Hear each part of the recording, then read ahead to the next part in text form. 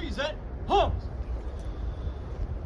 Oh, say, can you see by the dawn's early light what so proudly we hailed at the twilight's last gleaming?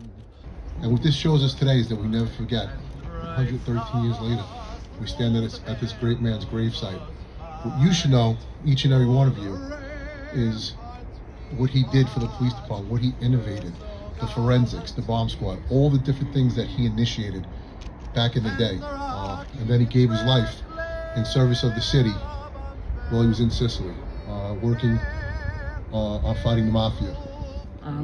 He says, on a Sunday afternoon, 1 year and 1 day after Joseph Petrosino was murdered, hundreds of people gathered on a knoll at Calvary Cemetery in Queens to unveil a monument to the slain lieutenant. Some had waited for hours before Adelina Petrosino and her closest relatives arrived in a carriage from Manhattan for the start of the ceremony.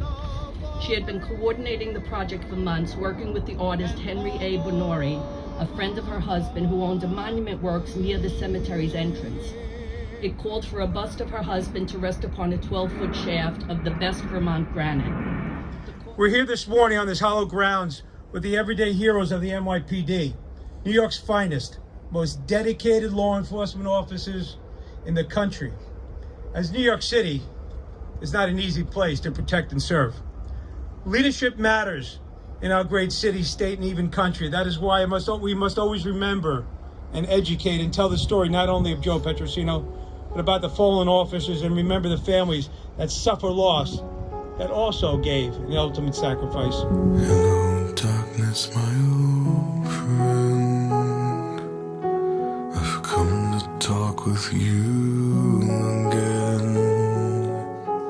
Because a vision softly creeping left its seeds while I was sleeping, and the vision that was planted in my brain still remains within the sound of silence.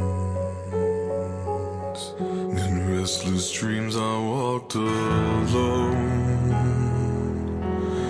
narrow streets of cobblestone, neath the halo of a street lamp. I turned my collar to the cold and damp, when my eyes were stabbed by the flash of a neon light that split the night and touched the sound of silence. And in the naked light I saw 10,000 people